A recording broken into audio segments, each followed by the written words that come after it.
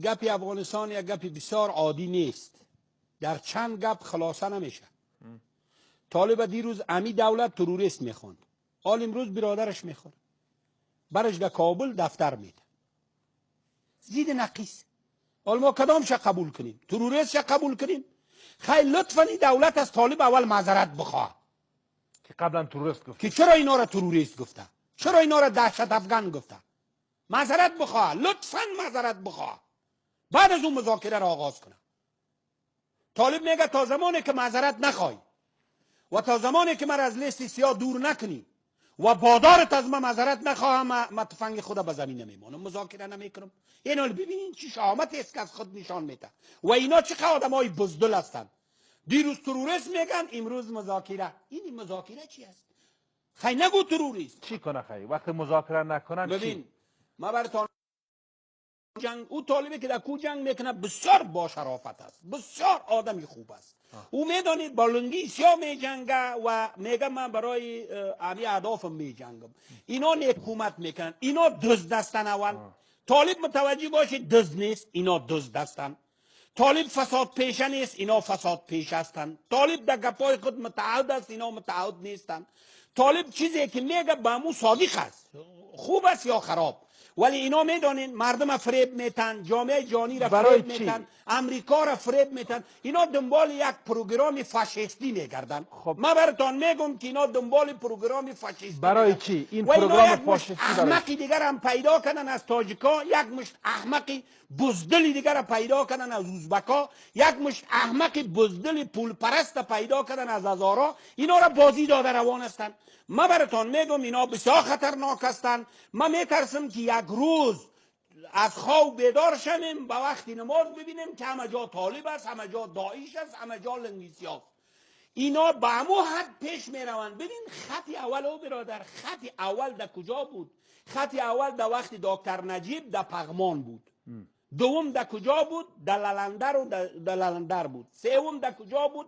در اینهی چی بود؟ در نهی اولسوالی چیز بگرام بود. نه بگرام نه، سروبی بود. آل میدانی خط در کجا رسیده؟ خط کجاست خط اول؟ در چیز در چارای عبدالحق. خط دوم در کجاست؟ چارای صحت یامه یا چارای احمد شاه مسعود. دیگه در اون طرفی ارک در کجاست؟ در زنبق. پس جنگ با مخالفین مسلح افغانستان در 1 کیلومتری ارگن. من براتون بگم گپش در کیلومتری نیست. بیا بریم در کارتای پروان، چی ببخشید کارتای نو، کل طالب است. بیای بریم من یازیر ما و شما در طرف پلیچرخی، طرف اینی چیز، همه جا طالب است. یک روز رئیس جمهور میگه که ما با اینا جنگ میکنم تا آخر نمیمانمشان، باز روز دیگه میگه که ما اینا را به رسمیت میشناسم، با اینا دفتر میتم، اینا را صاحب در بغل خود میگیرم، حکومت با اینا تقسیم میکنم. طالب برش میگه تو کی هستی که حکومت به ما تقسیم؟ آقای جلال ما کل حکومت میخوایم، کل نظام میخوایم. امین شورا میخوایم که رهبر افغانستان باشم و تو را به عنوان یک خائن در پلیچرخی ببرم زندانی کنم، به عنوان یک وطن فروش. طالب اینه دور میگه. یعنی طالب ببینین قابل احترام است به خدا. به خدا طالب قابل احترام است. این وطن فروش های مزدور خائن دوست که جز توطئه، جز دسیسه قومی، جز دسیسه ملی کاری نداره. اینا را باید ما به ملت افغانستان شناسایی کنیم. اما یک نکته، من 100 دفعه گفتم براتون او برادران، امی عسکرا که میمره برشان به اندازه یک گنجش اهمیت ندارد. مردای صدها بدخشانی، صدها اندرابی، صدها تخاری، صدها فاریابی دینمی سردخانه 400 بستر هفته ها میمانه. تیاره پیدا نمیشه، هلیکوپتر پیدا نمیشه اینا را انتقال بده. والله قسم است که یک طالب میمره 3 شو 4 شو 5 شو اینا ماتم دارن. اینا سوال اینجاست که اصلا سربازای این اردو در خدمت از ایناست یا طالبا؟ بس اگر و اینا دلشان باکیست. چرا ما مذاکره صلح بسته نکنیم و شورای صلح منحل نکنیم؟ نه ببینین شورای عالی صلح هم روی یک نزاکت هست، روی یک نزاکت هست.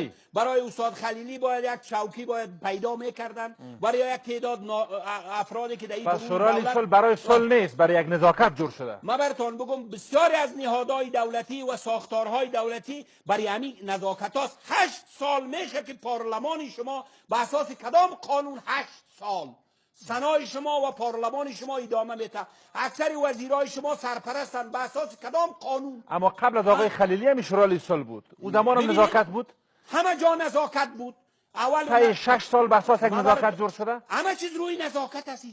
اینجا روی اصول، اینجا روی قاعده، اینجا روی منافع ملی، اینجا روی مصلحت‌های ملی، اینجا روی ارزش‌های مردمی. میلیون‌ها دلار که مصرف شده این شورا به خاطر یک نزاکت. آقا میلیاردها دلار چند نفر چور کرد؟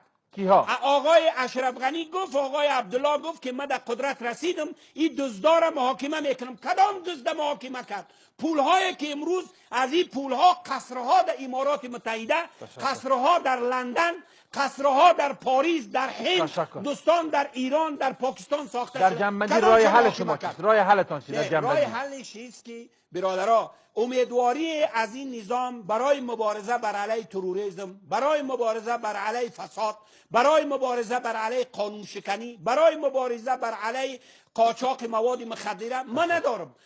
فقط یک باور دارم که مردم افغانستان لیاز خدا به هوش بیایند، لیاز خدا به هوش بیایند و آرزو میکنم که این ملت بیچاره را از این بیش جامعه جهانی آزار نده، امریکا آزار نده. ما خیلی حقایق میفهمیم که در پشت پرده ها چی میگذره، چی دسایز بر ضد مردم افغانستان جریان داره و چقدر نیروهای ملی، چقدر نیروهای روشنفکر، چقدر مردمان آزادیخواه اینجا سرکوب میشوند و به انزوا کشانیده میشوند و صدایشان قطعا کس نمیشنوید.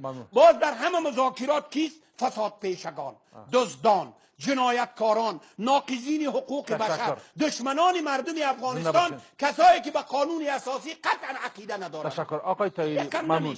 در شورای لیگ صلح گفتن که کسایی است